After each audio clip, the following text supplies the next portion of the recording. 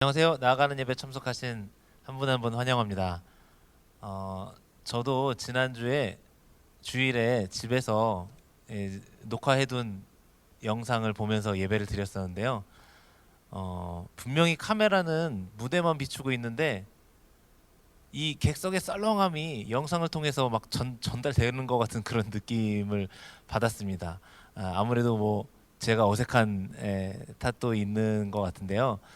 그 아마 여러분들께서도 집에서 예배 드리는 일이 뭐 익숙치 않으신 일이라 어색하고 뭐 저희도 어색하고 그런 것 같습니다. 하지만 우리가 같은 시간에 또 이렇게 어, 각자의 자리에서 모이는 것도 되게 큰 의미가 있는 것 같습니다. 이 시간 함께 계신 자리에서 목소리 높이실 수 있는 분들은 목소리 높여서, 혹은 뭐 상황에 따라서는 그냥 들으시면서 마음속으로 함께 마음 모아서 찬양하는 시간 갖겠습니다.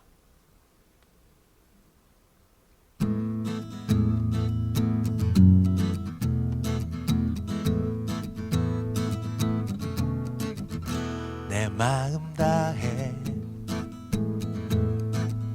주 이름 찬양해, 주 사랑 깊어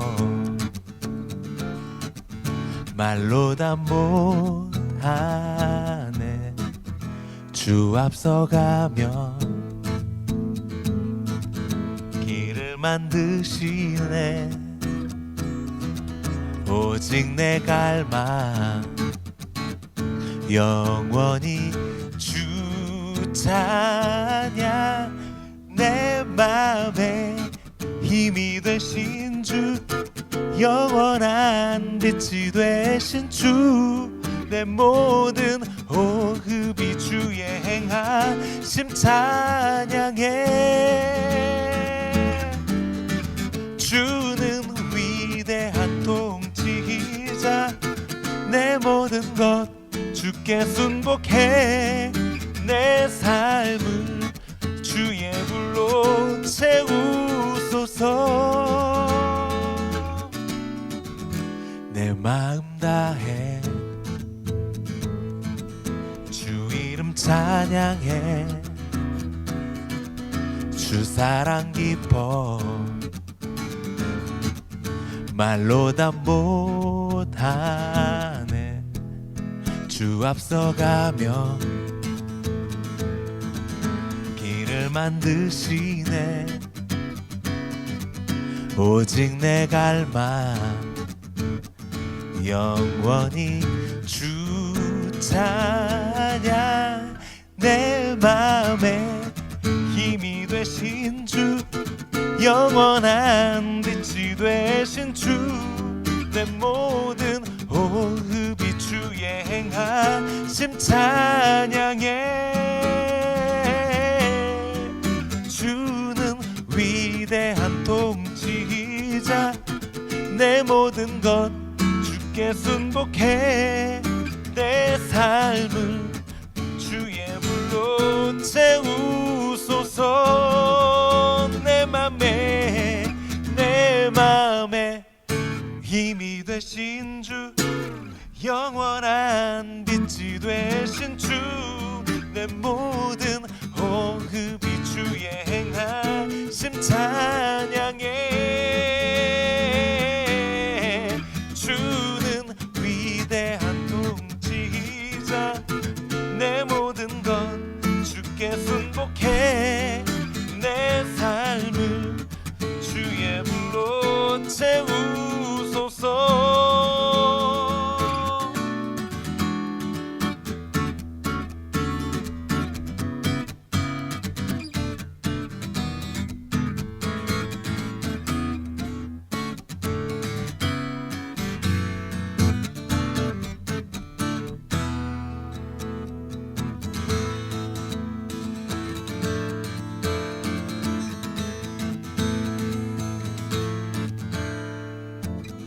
하늘 위에 주님 밖에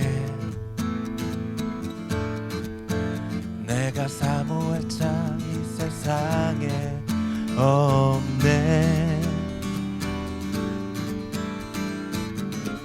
내 맘과 힘은 믿을 수 없네.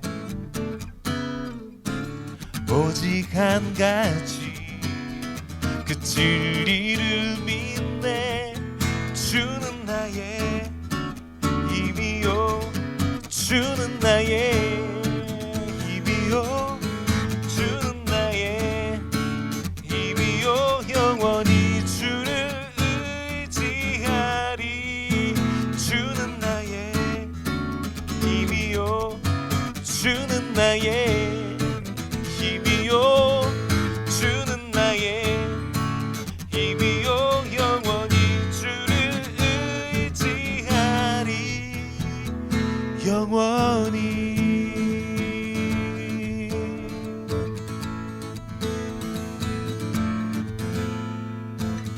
하늘 위에 주님밖에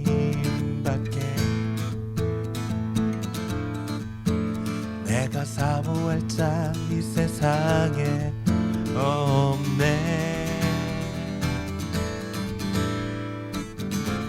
내 맘과 힘은 믿을 수 없네. 오직 한 가지 그 진리를 믿네. 주는 나의 힘이요, 주는 나의 힘이요, 주는 나의 힘이요. 영원히 주를 의지하리.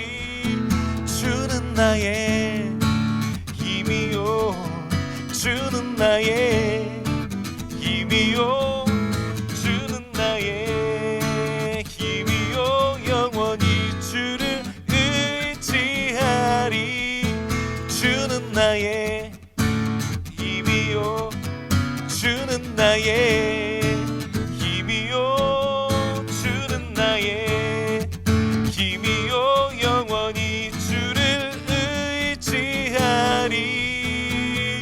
영원히.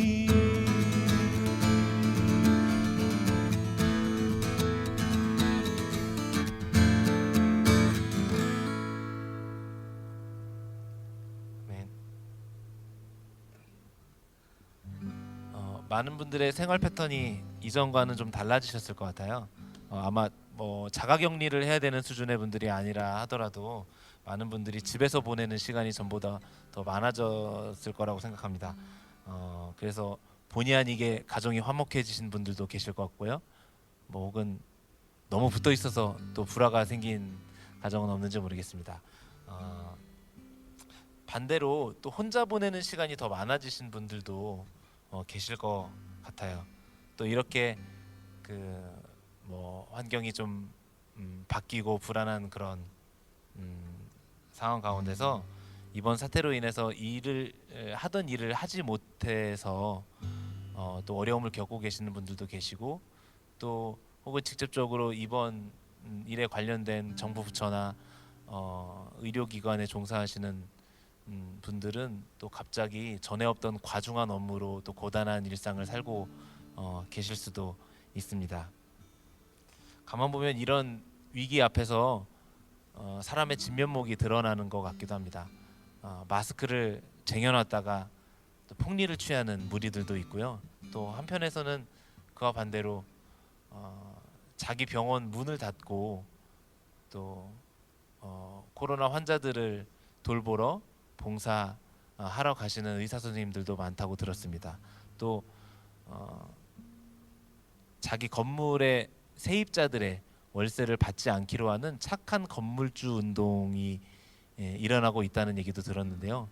너무 감동받아서 저도 동참하고 싶은데 건물이 없어서 할 수가 없네요. 혹시 이 방송 보면서 같이 예배드리는 우리 교회 가족들 중에서 건물주들 계시면 물론 건물이 있다고 해서 다 뭐 현재 경제적으로 여유롭기만 한 건 아닐 수 있겠지만은 그래서 뭐 동참을 권해드리는 바입니다.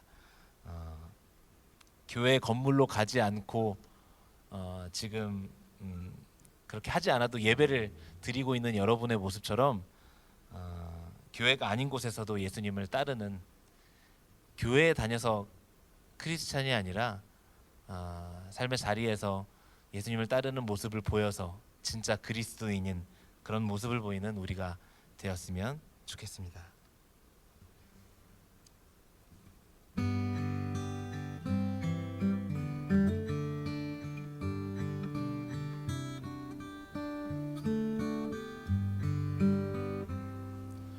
우리가 간직해야 할 소중한 것 있다면 내 삶을 누군가에게 나눠줄 수 있는 것,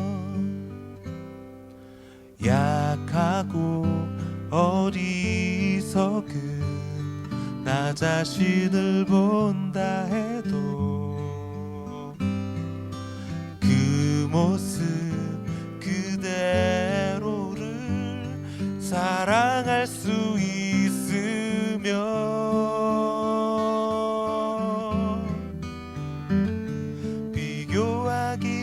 비교하기보다는 나 자신을 가꿔가고 우리를 사랑하신 그분을 믿으며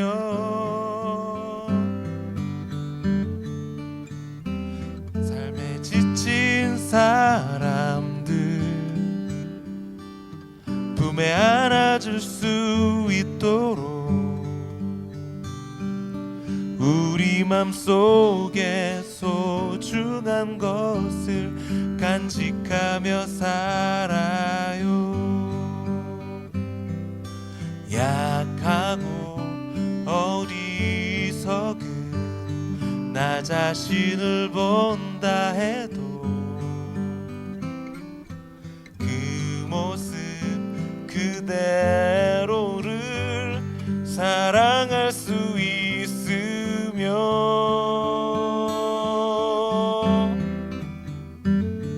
내 안에 숨겨진 큰 비밀을 발견하고 그 소중한 꿈 안에 내 삶을 이루며 삶에 지친 사람들 찾아와 쉬어가도록 우리 맘속에 누군가의 자리 남겨두며 살아요. 사랑하며 살아요.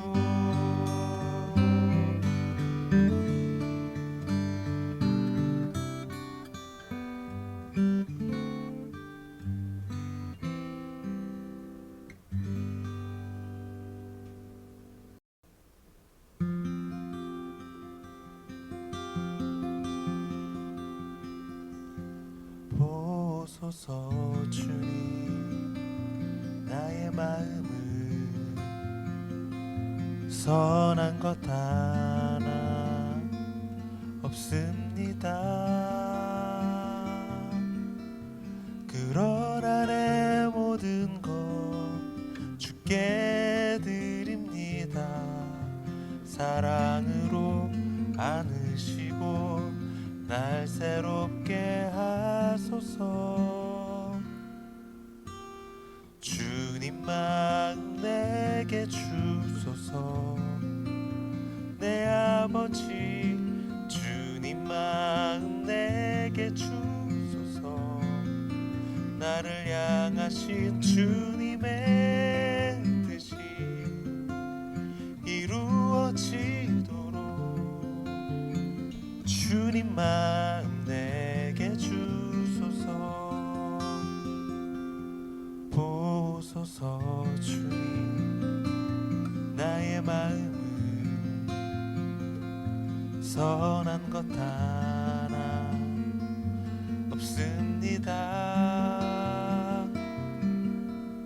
그러나 내 모든 것 주께 드립니다. 사랑으로 안으시고 날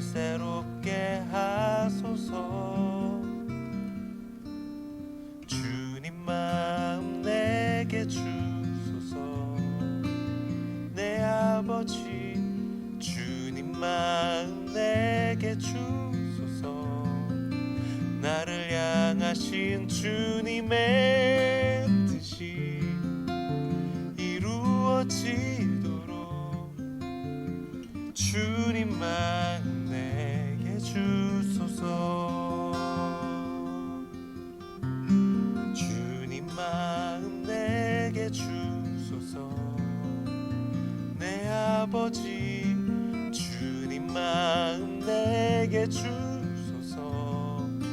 나를 향하신 주님의 뜻이 이루어지도록 주님만 내게 주소서. 주님만 내게 주소서.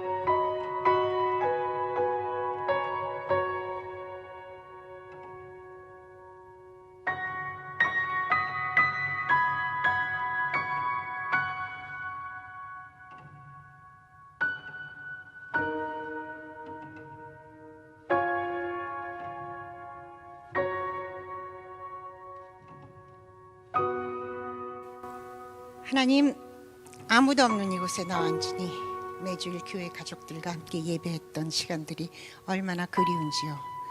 아무리 눈을 크게 떠도 볼 수 없고 손을 크게 벌려도 교회 가족들을 안을 수 없네요. 하지만 하나님, 그래도 이렇게 인터넷을 통해 예배할 수 있어서 정말 감사합니다. 하나님, 코로나19를 통해 저희가 얼마나 약하고 무능한지, 그리고 얼마나 이기적인지를 깨닫곤 합니다. 하루에도 몇 번씩 확진자를 검색하면서 저희가 사는 동네만 아니면 일단 안도의 숨을 내쉬고 있는 것이 저희의 모습입니다. 하나님, 이렇게 약하고 추한 저희들이지만 이 시간 시편 91편에 저희 마음을 담아 기도합니다.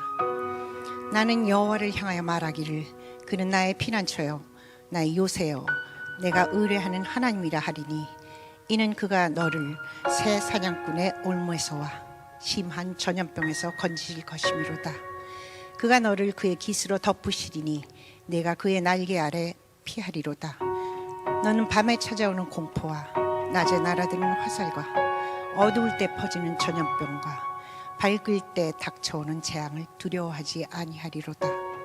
하나님, 이 모든 위기 속에서 저희를 구해주시고 국가 간의 차단된 벽을 허물어 주시고 이때 저희 교회가 어떻게 주변을 사랑할지 작은 것부터 찾아나갈 수 있는 지혜와 용기를 주세요.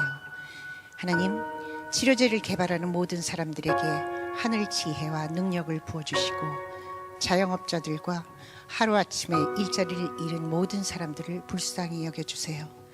그리고 자신의 몸을 던져서 밤낮 없이 헌신하고 있는 모든 의료진들과 간호사들, 또 방역을 위해 애쓰는 모든 분들이 감염되지 않도록 보호막이 되어주시기를 바랍니다. 어떤 상황 속에서도 이 땅의 모든 것들을 다스려 가실 예수님의 이름으로 기도드렸습니다. 아멘.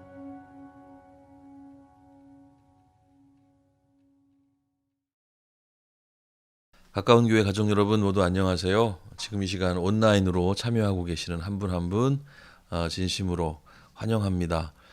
코로나19 확산 방지를 위해서 함께 공동체가 함께 당분간 온라인 예배를 진행하고 있습니다. 뭐 어쩔 수 없는 상황이긴 하지만 또 다르게 생각해 보면 우리가 가정에서 예배, 또 교회의 진정한 의미, 예배의 의미 이런 것들을 돌아보고 생각해 볼 수 있는 그런 기회라고도 여겨집니다. 3월 한 달 계속 언제까지 이게 진행이 될지 모르겠지만요. 당분간 어쨌든 시리즈를 새롭게 시작을 오늘부터 하도록 하겠습니다. 3월 가까운 교회 시리즈의 제목은요. 텔레비전입니다. 비전에 대한 이야기를 좀 해보려고 하는 건데요. 첫 번째 시간의 제목은 비전과 비전이에요. 두 가지 종류의 비전이 있다는 얘기 정도가 되겠죠. 비전에 대해서 좀 우리가 함께 생각해 보도록 할게요. 교회에서 특히 비전이란 말 참 자주 씁니다. 우리 교회 비전은 이런 겁니다. 또 당신의 비전은 무엇입니까? 이런 말들 뭐 자주 쓰잖아요. 도대체 우리가 흔히 쓰는 이 비전이란 말은 무슨 의미일까? 어떻게 써야 하는 걸까? 생각해 보고 싶었어요. 말씀을 준비하다 보니까 성경에서 말하는 비전의 의미가 우리에게서 너무 멀어져 있는 것은 아닐까? 그래서 그 의미들을 우리 일상으로 가까이 가져와야 하는 거 아닐까 생각해 보게 됐는데요. 멀리 있는 비전을 가까이서 봐야 한다는 생각을 하다 보니까 바로 그런 기능을 하는 기계가 생각이 났습니다. 바로 텔레비전입니다. 멀리서의 의미를 가진 텔레와 보여준다의 의미를 가진 비전이 결합해서 멀리 있는 것 보여주기의 의미를 가지게 됐습니다. 이번 달은 에베소서 시작 부분의 한 단락을 본문으로 해서 우리에게서 멀어져 있는 그러나 가깝게 바라봐야 할 비전의 의미와 그 결과들에 대한 말씀을 함께 나눠보려고 합니다. 이번 달 계속 반복해서 살펴볼 본문은요. 에베소서 1장 17절부터 23절까지 말씀입니다. 제가 읽어드릴 텐데요. 여러분들이 눈으로 같이 읽어주셔도 좋고 같이 소리내서 따라 읽어주시면 더 좋을 것 같습니다. 제가 읽어드릴게요. 우리 주 예수 그리스도의 하나님 영광의 아버지께서 지혜와 계시의 영을 너희에게 주사 하나님을 알게 하시고 너희 마음의 눈을 밝히사 그의 부르심의 소망이 무엇이며 성도 안에서 그 기업의 영광의 풍성함이 무엇이며 그의 힘의 위력으로 역사하심을 따라 믿는 우리에게 베푸신 능력의 지극히 크심이 어떠한 것을 너희로 알게 하시기를 구하노라. 그의 능력이 그리스도 안에서 역사하사 죽은 자들 가운데서 다시 살리시고 하늘에서 자기의 오른편에 앉히사 모든 통치와 권세와 능력과 주권과 이 세상뿐 아니라 오는 세상에 일컫는 모든 이름 위에 뛰어나게 하시고 또 만물을 그의 발 아래 복종하게 하시고 그를 만물 위에 교회의 머리로 삼으셨느니라. 교회는 그의 몸이니 만물 안에서 만물을 충만하게 하시는 이의 충만함이니라. 아멘. 에베소서 1장 17절에서 23절까지 말씀을 함께 읽어봤습니다. 본문은 바울이 에베소 교회를 향해 기도하는 소위 중보기도의 내용이에요. 오늘은 17절만 집중적으로 보도록 하겠습니다. 17절의 내용은 하나님을 알고 싶은 열망이 있는 사람이라면 눈이 크게 뜨이는 말씀입니다. 왜냐하면은 여기 굉장한 비책이 등장하거든요. 하나님을 알기 위해서 무엇이 필요한지를 말해주고 있기 때문입니다. 그게 뭐냐면요. 지혜와 계시의 영입니다. 그렇다면 지혜와 계시의 영이 뭔지 알아야겠죠. 본문 앞쪽에 13절에 보면은 에베소 교인들이 이미 성령의 인치심을 받았다라고 기록이 되어 있어요. 그렇기 때문에 여기 지혜와 계시의 영은 성령 자체를 가리킨다기보다는 성령이 주시는 은사, 성령이 하시는 일과 관련되어 있다고 볼 수 있을 것 같습니다. 중요한 거는 성령의 여러 은사들 중에서 특별히 지혜와 계시가 여기 왜 등장했는가? 그리고 지혜와 계시는 무엇인가? 이게 중요한 내용일 거예요. 아마도 당시의 역사적 맥락 속에서 이 단어들이 가지는 특별한 의미가 있었을 겁니다.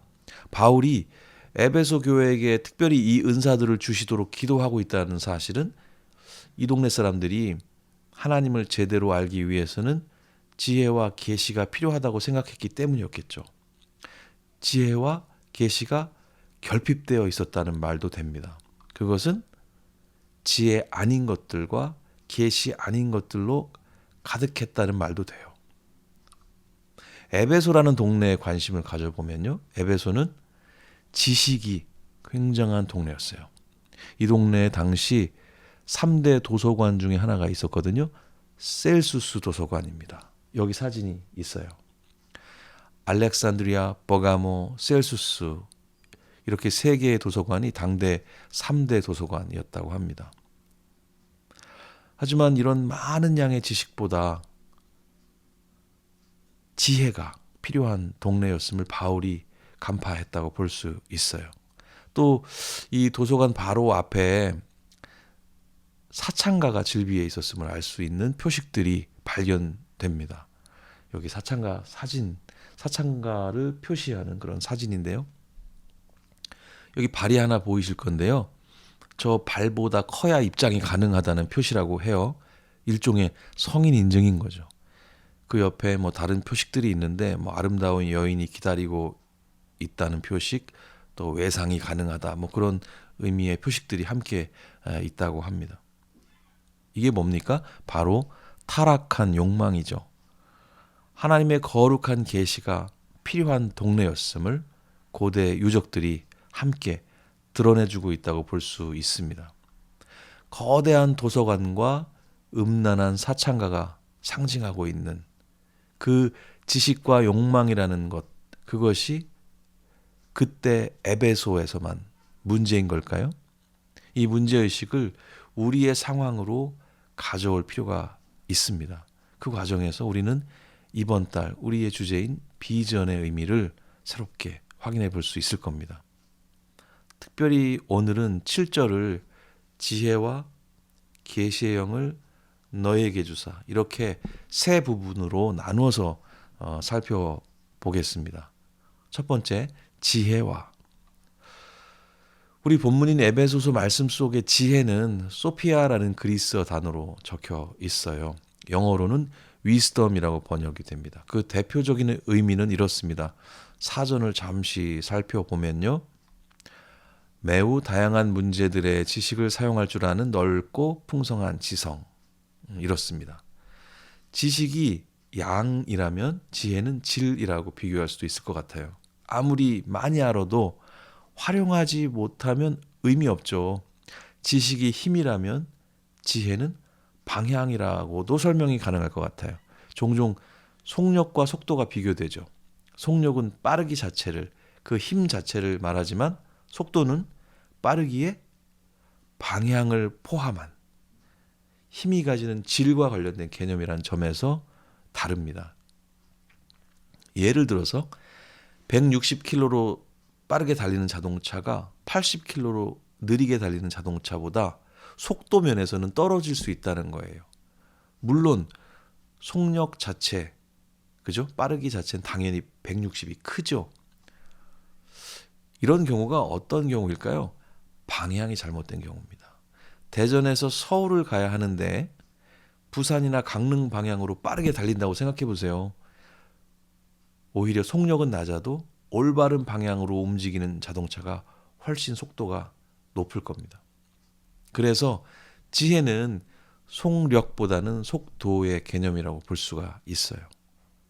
지혜로움이란 지식의 양에 비례하지는 않는 것 같아요. 가방끈이 그리 길지 않은 우리 할머니, 우리 어머니들이 보여주시는 놀라운 지혜를 우리는 일상 속에서 자주 발견하게 됩니다. 제가 한 가지 재미있는 얘기를 좀 해주려고 하는데요. 중국의 고사입니다. 과거 중국 초나라의 한 나그네가 집안 대대로 내려오는 명검을 허리에 차고 길을 나섰습니다. 장강이라는 큰 강을 나룻배를 타고 건너던 중에 갑자기 거센 바람이 불어와서 배가 심하게 흔들렸어요. 휘청이던 나그네의 명검이 그만 물속에 풍덩 빠져버리고 말았습니다. 뱃사공이 깜짝 놀라서 안절부절하고 있는데 정작 그 검을 잃어버린 나그네는 태연하게 이렇게 말하는 거예요. 别着急我有办法 제가 생동감 있게 원어로 지금 말씀을 드리고 있어요. 조바심 내지 마라. 내게 방법이 다 있어. 뭐 이런 얘기예요.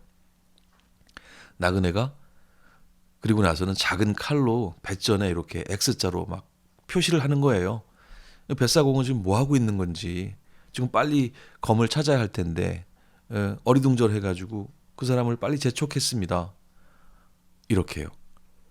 좌위어 라위어 위어 니꺼이 꽈이차오. 잘하고 있는 건지 모르겠네요.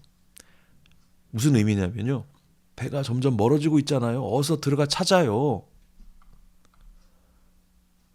그러자 나그네는 굉장히 느긋한 표정으로 칼로 표시하는 곳을 가리키면서 이렇게 얘기하는 겁니다. 지파오커 자이주얼나. 여기 떨어진 자리에 내가 기호로 다 표시해 놨으니까 걱정하지 마.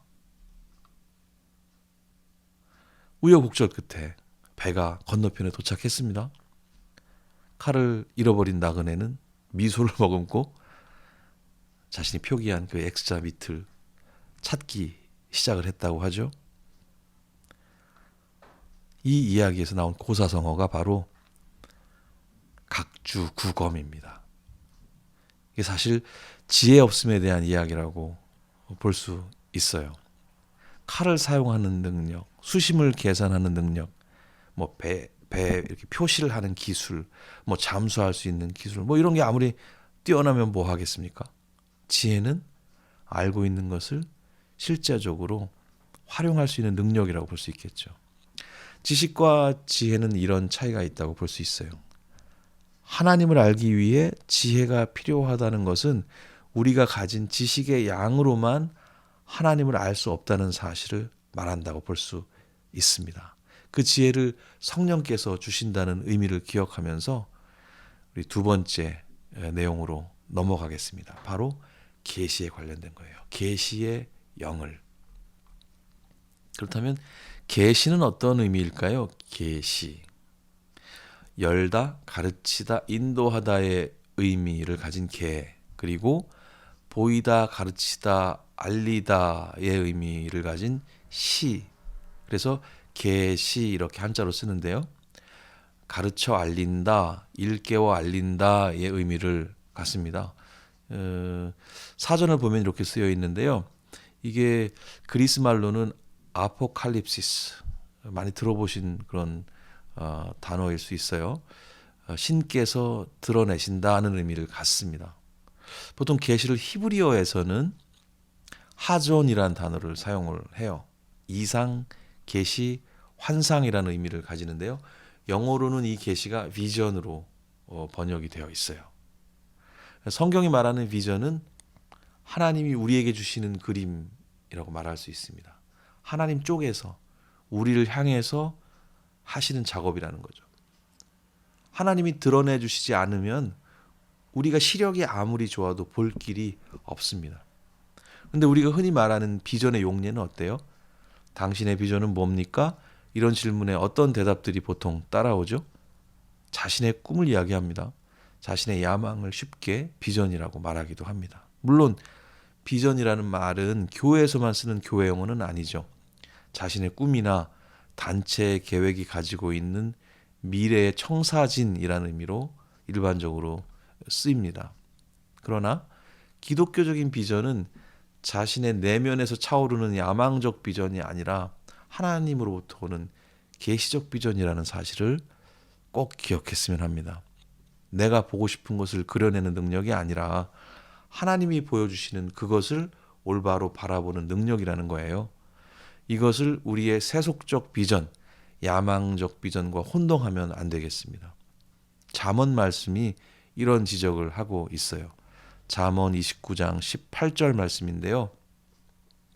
같이 한번 읽어보시도록 하겠습니다. 계시가 없으면 백성이 제멋대로 날뛰지만 율법을 지키는 자는 복이 있다.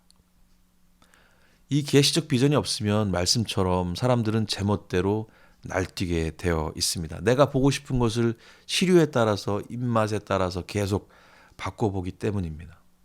세속적 비전만 가지고 살면 자기도 모르게 날뛰는 삶을 살게 된다는 거예요. 야망적 비전은 스스로 꿈꾸는 겁니다. 그에 반해서 계시적 비전은 하나님으로부터 온 꿈이에요.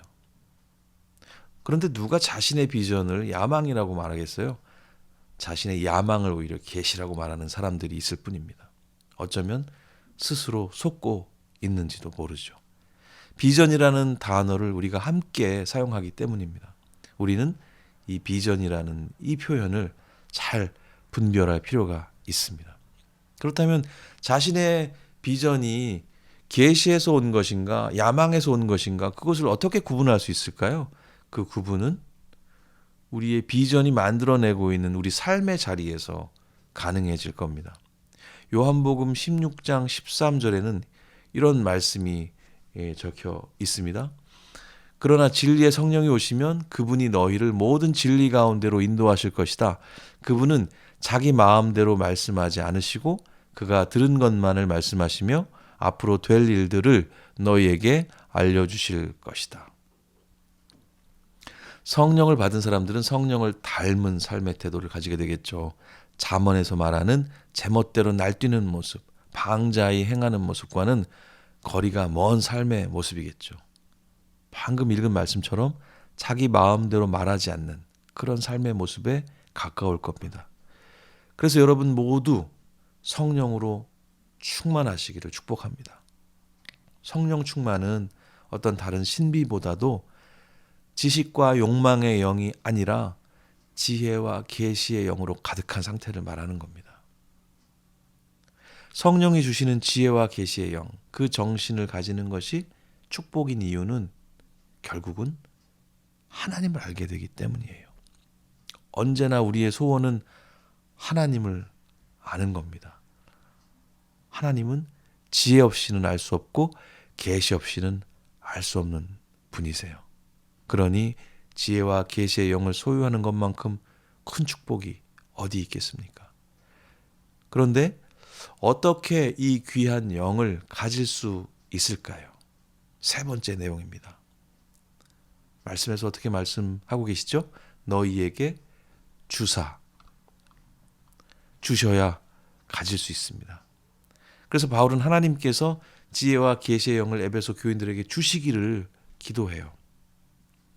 바울이 에베소 교인들을 위해서 그렇게 기도했다는 것은 실제 손 모으고 무릎 꿇고 드리는 어떤 기도 방식이기도 했겠지만은 보다 중요한 것은 바울이 그렇게 에베소 교인들을 위해 살아내고 있었다는 말입니다.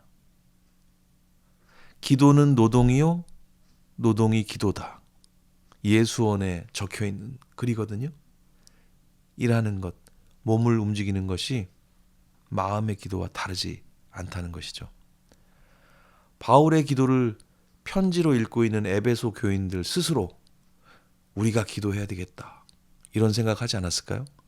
바울의 중보기도는 하늘의 은혜를 에베소 교인들 입에다가 떠넣어주는 기도였다기보다는 지식과 욕망으로 가득 찬 에베소의 상황을 누구보다도 잘 알고 있는 그들 스스로 그들의 지혜 없음과 계시 없음을 통회하면서 하나님께 간절함으로 나아가길 바라는 기도 아니었을까요? 하나님은 자녀들이 자신을 바로 알기를 간절히 원하시는 분이세요.